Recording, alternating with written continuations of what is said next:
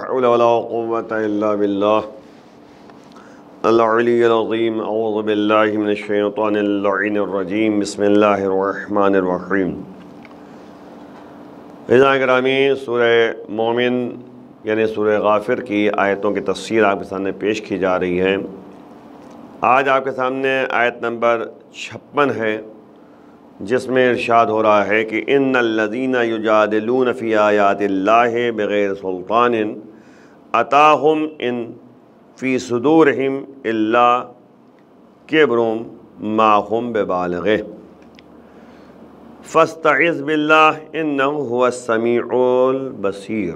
بہرحال یہ آیت کریمہ جو ہے آیت نمبر 56 ہے، جس میں ارشاد ہو رہا ہے کہ بے شک جو افراد خدا کی طرف سے آنے والی دلیل یعنی نشانیوں کو بغیر خدا کی نشانیوں، یعنی اگر خدا کی نشانیوں میں اگر آپ دیکھیں تو وہی مسئلہ ہے نا کہ کچھ لوگ ہوتے ہیں جو بغیر کسی دلیل کے خدا کی نشانیوں میں جو ہے بحث کرنے لگتے ہیں، تو اس کے سلسلے میں پروردگار کہہ رہا ہے کہ بے شک جو لوگ خدا کی طرف سے آنے والی دلیل کے بغیر، یعنی اپنی کوئی دلیل پیش نہیں کرتے بلکہ اللہ کی دلیل کو چھوڑتے ہوئے وہ خدا کی نشانیوں میں بحث کرتے رہتے ہیں، ان کے دلوں میں بڑائی کے خیال کے علاوہ اور کچھ نہیں ہے اور وہ اس تک پہنچ بھی نہیں سکتے ہیں، لہذا آپ خدا کی پناہ طلب کریں کہ وہی سب کی سننے والا اور سب کے حالات کا دیکھنے والا ہے۔ تو بہرحال یہاں پر آیت کریمہ ہمیں متوجہ کیا کر رہی ہے؟ کہا ہے کہ ان الذین یجادلون فی آیات اللہ۔ پہلے ایک جو ہے باتوں کو سامنے رکھیے کہ بے شک وہ افراد جو اللہ کی آیات میں، اللہ کی نشانیوں میں مجادلہ کرتے ہیں، مجادلہ یعنی جدل کرتے ہیں، بحث کرتے ہیں، جھگڑا کرتے ہیں، ہے نا، بغیر سلطان۔ بغیر سلطان کا مطلب کیا ہوا؟ بغیر دلیل کے، پروف ان کے پاس ہے نہیں، فالتو میں جھگڑا شروع کر دیتے ہیں۔ ارے بندے خدا، یہ دیکھو کہ اللہ قرآن میں کیا کہہ رہا ہے، دلیلیں کیا پیش کی گئی ہے وہ دیکھو، یعنی فالتو میں جھگڑا شروع کر دیتے ہیں، نہیں ایسے نہیں ویسا، ویسے نہیں ویسا، جو عام طور پہ جو ہے یعنی عوام میں یہ بات پائی جاتی ہے۔ اتاہم ان فی صدورہم الا کبر۔ یاد رکھیے گا کہ یہ جو کہتے کہ بغیر یعنی دلیل کے جو ہے وہ بحث مباحثے میں لگ جاتے ہیں، تو در حقیقت ان کے سینوں میں جو ہے کچھ نہیں ہے سوائے بڑائی، کبر کے، تکبر کے، یعنی غرور کے۔ ان کے پاس تکبر پایا جا رہا ہے۔ اصل مسئلہ کیا ہے؟ ہٹ دھرمی جب پیدا ہو جاتی ہے، کبر پیدا ہو جاتا ہے، تکبر پیدا ہو جاتی ہے، اپنے اندر پیدا کر لیتے ہیں، غرور جب پیدا ہو جاتا ہے تو نتیجے میں جو ہے وہ اپنی بات کو صحیح ثابت کرنے کے لیے سامنے کی بات کو جھٹلانے کی کوشش کرتے ہیں، اپنی بات کو منوانے کے چکر میں دوسرے کی بات کو اصلاً جو ہے نہیں مانتے، اپنی بات اگرچہ باطل پر ہے لیکن اسی پہ یعنی اڑے رہیں گے، اسی پہ جو ہے قائم رہیں گے۔ تو اللہ کہہ رہا ہے کہ اے میرے حبیب، بس آپ جو ہیں یہ دیکھ لیجئے کہ ان کے سینوں میں سوائے تکبر و غرور کے کچھ نہیں پایا جاتا، ہے ہی نہیں ان کے پاس بڑائی کا جو ہے خیال ہوتا ہے، تکبریت پائی جاتی ہے، غرور پایا جاتا ہے۔ اس بنیاد پر جو ہے اللہ کے نشانیوں میں بحث کرتے ہیں، مباحثہ کرتے ہیں۔ اور یہی آپ دیکھیے فرعون نے جو ہے اللہ کی نشانی میں چاہا تھا کہ اس کو مغلوب کر دے، یعنی جناب موسیٰ علیہ السلام کو جو اللہ کی نشانی دی گئی تھی، معجزہ جو دیا گیا تھا، ہے نا، کیا معجزہ تھا کہ عصا پھینکتے رہے اژدھا بن جاتا تھا۔ تو فرعون نے مقابلہ باقاعدہ کروایا تھا کس سے؟ جادوگروں سے، ہے نا۔ یہ کبر ہے اس کے اندر، اس کے سینے میں جو ہے تکبریت پائی جا رہی ہے، مغروریت پائی جا رہی ہے، جس کی بنیاد پر وہ اللہ کی نشانیوں کا منکر بن جا رہا ہے اور باقاعدہ جو ہے اپنے کو بڑا سمجھ رہا ہے، اپنی بڑائی کا اعلان کر رہا ہے، انا ربکم الاعلی، میں تمہارا سب سے بڑا پروردگار ہوں۔ اور نتیجے میں کیا ہوا؟ جادوگروں نے جب مقابلہ کیا ہے تو موسیٰ کے معجزے کے سامنے ان کا جادو نہ چل سکا، نتیجے میں وہ سب کے سب سجدے میں گر کر اللہ پر ایمان لے آتے ہیں۔ یہ تکبریت جو کہ فرعون میں پائی جا رہی تھی، اس کی بنیاد پر ان جادوگروں کو اس نے نہیں بخشا، یعنی عجیب صورتحال ہے۔ ان کو بھی جو ہے کھجور کی طرف پہ لٹکا دیا، ان کو شہید کر دیا گیا۔ تو مطلب کہنے کا ان کے ہاتھ پیر کاٹ کے جو ہے ان کو کھجور کی طرف پہ لٹکا دیا گیا۔ تو مطلب کہنے کا یہ ہے، یہ اپنی بات کو اپنی بات پہ اٹل رہنا چاہتے ہیں اور اپنی بات کو ثابت کرنے کی کوشش کرتے ہیں کہ میں جو کہہ رہا ہوں صحیح ہوں، میں تمہارا پروردگار ہوں، میں یہ ہوں، میں ہوں. تو یہ سب چیزیں جو ہے قابل غور ہے کہ انسان کبھی بھی یہ کوئی کام کرے تو یہ سوچے ہو سکتا ہے سامنے والا بات جو کہہ رہا ہے صحیح کہہ رہا ہو. ہمیں سامنے والی بات کو بھی سننا چاہیے. اپنی بات کو جو ہے یہ تھوڑی مطلب کہ میں نے کہہ دیا تو کہہ دیا، نہیں بھائی، یہ غلط بات ہے. تو یہی قرآن کہہ رہا ہے کہ فاستعذ باللہ، اور یہ یعنی کبر اور بڑائی کے خیال کے علاوہ جو ہے اور کچھ نہیں ہے، اور وہ اس تک پہنچ بھی نہیں سکتے. ما ہم ببالغہ، وہ بڑائی تک پہنچ بھی نہیں سکتے. وہ کہاں سے بڑے ہو جائیں گے، کہاں کے بعد تک. یعنی اب ظاہر بات فرعون اپنے کو بڑا سمجھتا تھا، کیا ہوا؟ مغلوب ہوا نا، مارا گیا نا، ذلیل ہوا نا، خوار ہوا. آج تک لوگ جو ہے فرعون کو یعنی برے نظر سے دیکھتے ہیں اور بری نظر سے یاد کرتے ہیں اور غلط نظریے سے یاد کرتے ہیں. اور یہی مسئلہ ہے کہ اللہ کہہ رہا ہے فاستعذ باللہ، پس جو ہے ہر لحاظ سے تم اللہ کی طرف پناہ لو. یعنی کیا مطلب؟ یعنی ہمیں اپنی زندگی میں اس کا خیال کرنا چاہیے کہ جب بھی کوئی مسئلہ ایسا پیش آئے تو ہم اللہ پر بھروسہ کریں، اللہ کی طرف پناہ لیں. اللہ ہمارا مددگار ہے، اللہ ہی ہمارے لیے کار ساز ہے، اور وہی جو ہے معین مددگار ثابت ہوگا. اور نتیجہ یہی ہے کہ فاستعذ باللہ، میرے حبیب آپ یعنی اللہ کی طرف پناہ طلب کریں، اللہ کی طرف پناہ لیں. فاستعذ یعنی طلب پناہ، پناہ طلب کرنا، بس آپ طلب کیجئے. انہ هو السمیع البصیر، اس سلسلے میں اگر آپ دیکھیے تو پناہ لینے کا حکم دیا گیا، اس کے ساتھ ساتھ پروردگار کہہ رہا ہے کہ بے شک وہی سننے والا ہے. یعنی پروردگار ہی سنے گا، وہی دیکھنے والا ہے، وہ تمہاری تمام باتوں کو دیکھ رہا ہے، تمہاری تمام باتوں کو سن رہا ہے. تو اس لیے ہمیں اس بات کا خیال کرنا چاہیے. اور اس کے بعد کیا آیت ہے، اسی سے ملتی بات بتایا جا رہا ہے کہ آپ دیکھیں کہ جو تکبریت پائی جا رہی ہے اس کے نتیجے میں آپ دیکھیں کیا ہوتا ہے. لَخَلْقُ السَّمَاوَاتِ وَالْأَرْضِ أَكْبَرُ مِنْ خَلْقِ النَّاسِ وَلَكِنَّ أَكْثَرَ النَّاسِ لَا يَعْلَمُونَ. بے شک زمین و آسمان کا پیدا والا کون؟ یعنی آپ یہ سوچئے کہ اللہ کہہ رہا ہے دیکھو تم یہ سوچو تمہیں پیدا کرنے والا کون ہے، زمین و آسمان کو پیدا کرنے والا کون ہے، یہ تو سوچو. کم سے کم جو ہے بحث کرنے سے پہلے یہ سوچو تم کو کس نے پیدا کیا ہے. اللہ کی نشانیوں کے اوپر انگلی اٹھانے سے پہلے یہ سوچو کہ تم کون ہو. وہی پروردگار کہ بے شک زمین و آسمان کا پیدا کر دینا لوگوں کے پیدا کرنے میں یعنی کرانے میں جو ہے سب سے زیادہ جو ہے کہیں زیادہ بڑا کام ہے. یعنی یاد رکھیں کہ لَخَلْقُ السَّمَاوَاتِ وَالْأَرْضِ ہے نا، یعنی لام تاکید ہے، یعنی آسمان و زمین کو خلق کرنا، پیدا کر دینا. من خلق الناس، لوگوں کے پیدا کرنے سے، اکبرو کہیں زیادہ بڑا کام ہے. دیکھا آپ نے، یعنی بے شک زمین و آسمان کا پیدا کر دینا لوگوں کے پیدا کر دینے سے کہیں زیادہ بڑا کام ہے. یعنی انسان جب پیدا ہوتا ہے اللہ کے لیے ایک معمولی چیز ہے. اللہ جو ہے انسانوں کو ایسے ہی پیدا کر دیتا ہے، اس کے لیے کیا ہے، اس کے لیے تو معمولی شے ہے، اور اس نے اپنی قدرت دکھائی ہے دنیا والوں کے سامنے. اسی لیے کہا وَلَٰكِنْ أَكْثَرَ النَّاسِ لَا يَعْلَمُونَ. لیکن لوگوں کی اکثریت یہ بھی نہیں جانتی کہ آخر اللہ نے آسمان کو پیدا کیا، اللہ نے جو ہے زمین کو پیدا کیا، اللہ نے جو ہے ہر چیز کو پیدا کیا. اس کے لیے تو بہرحال انسان کا پیدا کرنا آسان ہے بنسبت جو ہے زمین و آسمان کو دیکھا جائے. بھئی آسمان اتنا بڑا ہے، آپ غور کریں ایک دم. اسی لیے جو ہے پروردگار کہتا ہے اِلَى السَّمَاءِ كَيْفَ رُفِعَتْ. تم دیکھو کہ اللہ نے آسمان کو کیسے بلند کیا ہے. رفعت کیسے بلندی عطا کی ہے، کیسے روک رکھا ہے. وَإِلَى السَّمَاءِ كَيْفَ رُفِعَتْ. دیکھو آسمان کی طرف کیسے اٹھا رکھا ہے اللہ نے. اور یہی ہے سورہ لقمان میں اگر آپ دیکھیے تو یہ بھی تذکرہ ہوتا ہے کہ اللہ نے آسمان کو پیدا کیا ہے یعنی بغیر ستون کے جو تم دیکھ نہیں سکتے، یعنی ایسے ستون. اب مسئلہ کیا ہے، یعنی یہاں پہ غور طلب بات ہے. امام فرماتے ہیں کہ آسمان جو ٹکا ہوا ہے وہ ستون پہ ہے، لیکن ایسے ستون ہے جو تم دیکھ نہیں پاتے.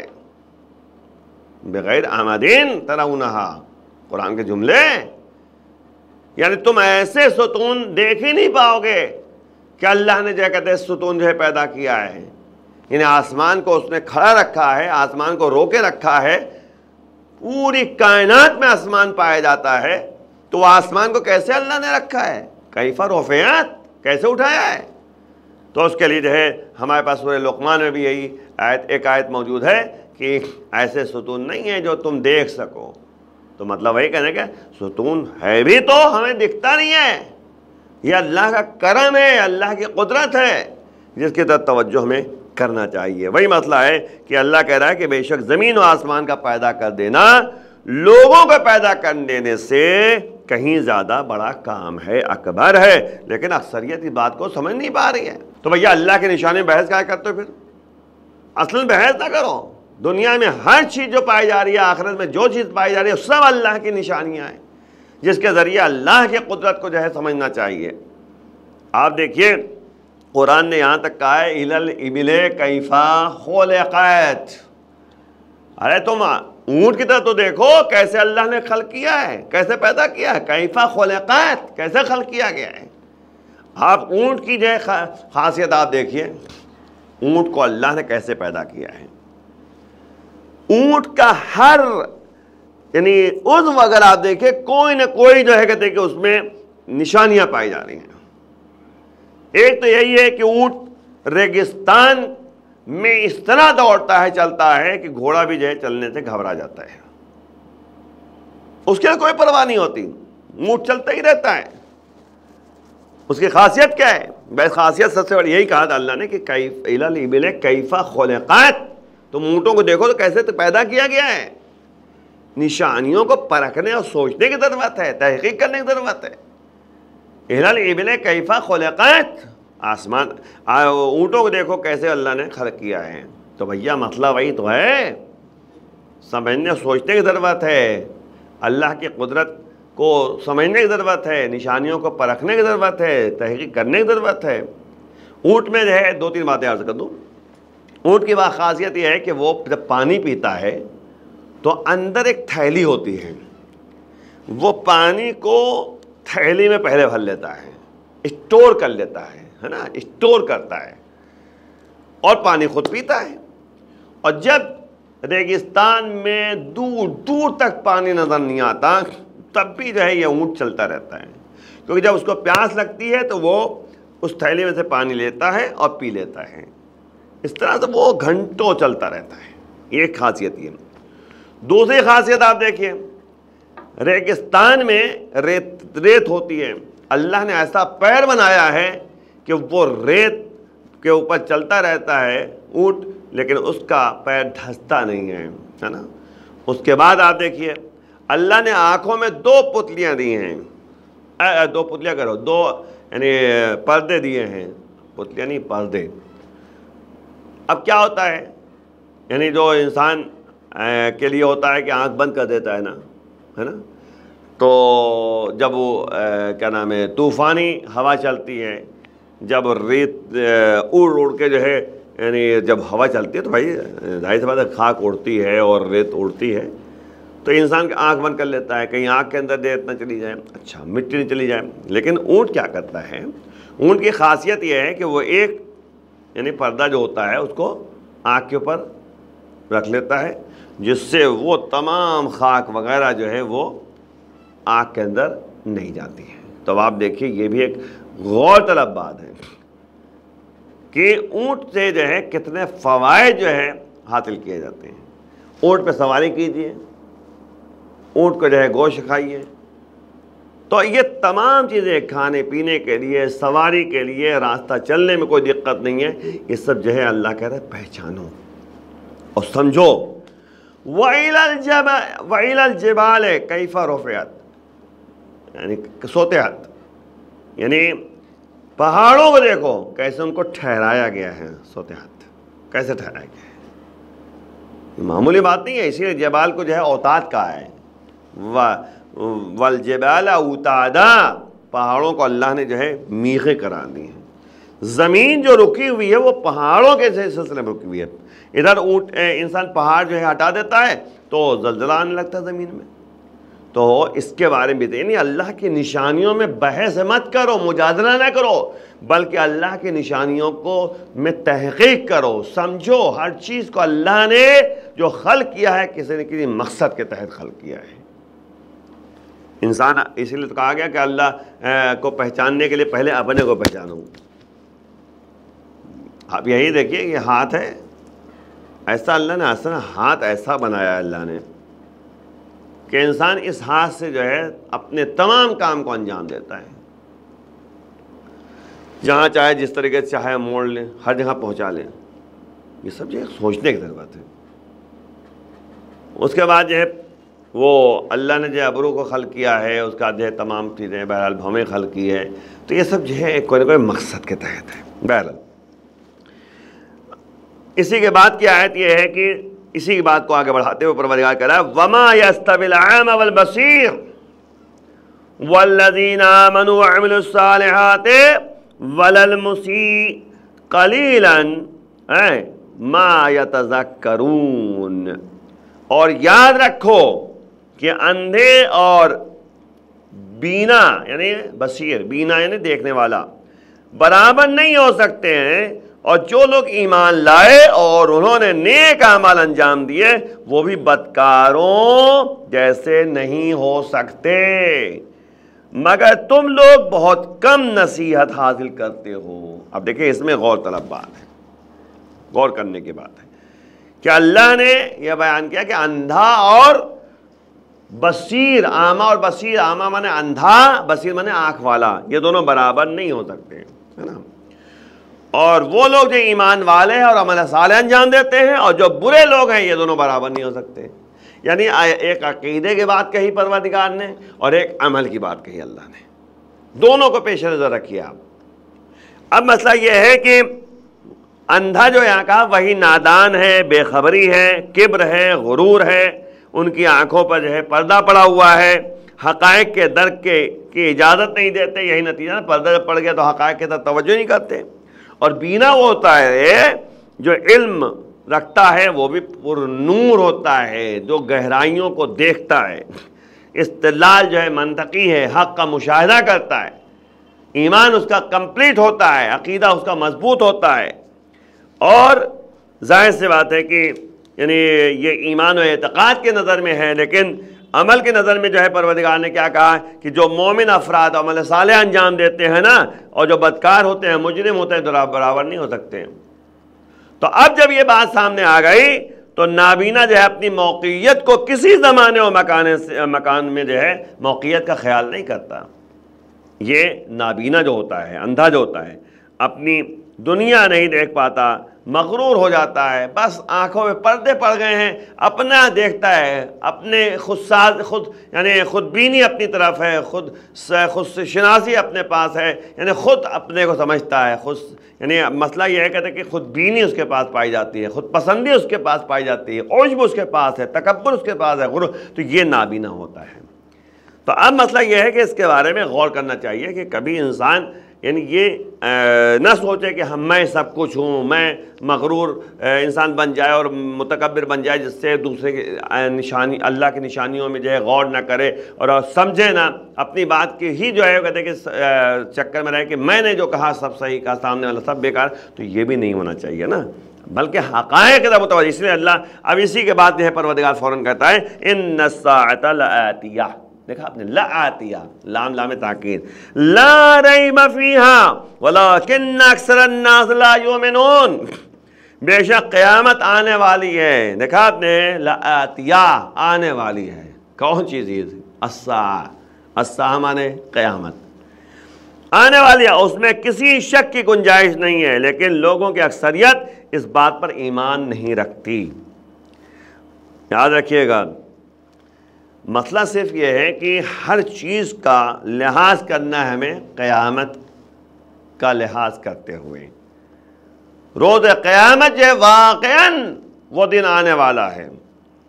انا بھی لفظ استعمال کیا ہے، بے شک، لام ہے بے شک، لا ریب فی، اس میں کوئی شک کی گنجائش نہیں ہے، تین تاکیدیں پائی جاتی ہیں، ان الساعۃ لآتیہ لا ریب فیہا۔ تو بھیا بندہ خدا ہمیں سمجھنا چاہیے زندگی گزارنے کا طریقہ کیا ہے. اور یاد رکھیں ہمارے اہل بیت اطہار نے اسی بات کی طرف متوجہ کیا ہے کہ الدنیا مزرعۃ الآخرہ، دنیا آخرت کے لیے کیا ہے؟ کھیتی ہے. بھیا قیامت پہ یقین رکھنا ضروری ہے. دنیا جو ہے یہ مددگار ہے تاکہ آخرت کو سدھار سکے انسان. تو اس لیے ہمیں سمجھنا چاہیے کہ یعنی نہ اپنے اندر اندھا پن محسوس پیدا ہونے دیں کہ کبر و تکبر کی بنیاد پر اجالا دیکھ نہ سکیں، گمراہی کے راستے پہ نہ چلیں جس سے کہتے کہ اچھی باتیں کوئی بھول جائیں.